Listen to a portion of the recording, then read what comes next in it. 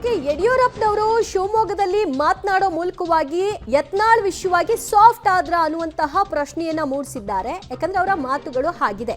ಯತ್ನಾಳ್ ಹೊರಗಿನವರಲ್ಲ, ಅವರು ಮಾತನಾಡ್ಲಿ, ಅವರ ಅನಿಸಿಕೆಗಳನ್ನ ಹಂಚ್ಕೊಳ್ಳಿ. ಯಾವುದೋ ಕಾರಣಕ್ಕೆ ಕೋಪದಲ್ಲಿರಬಹುದು, ಕರೆಸಿ ಮಾತನಾಡ್ತೀವಿ, ಎಲ್ಲರೂ ಒಗ್ಗಟ್ಟಾಗಿರಬೇಕು ಅನ್ನೋದು ನನ್ನ ಮತ್ತು ವಿಜೇಂದ್ರ ಅವರ ಅಪೇಕ್ಷೆ. ಏನೇ ತಪ್ಪುಗಳಿದ್ರೂ ಕೂಡ ಎಲ್ಲವನ್ನೂ ಸರಿಪಡಿಸ್ಕೊಂಡು ಹೋಗ್ತೀವಿ ಅನ್ನುವಂತಹ ಮಾತುಗಳನ್ನು ಆಡೋ ಮೂಲಕವಾಗಿ ಯಡಿಯೂರಪ್ಪನವರು ಯತ್ನಾಳ್ ವಿಷಯದಲ್ಲಿ ಇದ್ದಂತಹ ಕೋಪ, ಮನಸ್ತಾಪ ಎಲ್ಲವನ್ನೂ ಕೂಡ ಬದಿಗೊತ್ತಿ ಸಾಫ್ಟ್ ಆದ್ರ ಅನ್ನುವಂತಹ ಪ್ರಶ್ನೆಯನ್ನ ಮೂಡಿಸ್ತಾ ಇದೆ ಅವರ ಹೇಳಿಕೆಗಳು. ಅವರು ಹೊರಗಿನವರಲ್ಲ, ಅವರ ಯಾವುದೋ ಒಂದು ವಿಚಾರಕ್ಕೆ ಅವರ ಕೋಪ ಇರಬಹುದು, ಅವರ ಅನಿಸಿಕೆಗಳನ್ನು ನಮ್ಮಲ್ಲಿ ಬಂದು ಕೂತು ಚರ್ಚಿಸಲಿ, ಬಗೆಹರಿಸ್ಕೊಳ್ಳೋಣ, ಎಲ್ಲರೂ ಒಗ್ಗಟ್ಟಾಗಿರಬೇಕು ಅನ್ನೋದು ನನ್ನ ಮತ್ತು ವಿಜಯೇಂದ್ರ ಅವರ ಅಪೇಕ್ಷೆ. ಅದರಂತೆ ಯತ್ನಾಳ್ ಅವರು ಕೂಡ ಮುಂದಿನ ದಿನಗಳಲ್ಲಿ ಈ ಬಗ್ಗೆ ಬಗೆಹರಿಸ್ಕೊಳ್ತಾರೆ ಅನ್ನುವಂತಹ ವಿಶ್ವಾಸವನ್ನು ಯಡಿಯೂರಪ್ಪನವರು ವ್ಯಕ್ತಪಡಿಸಿದ್ದಾರೆ.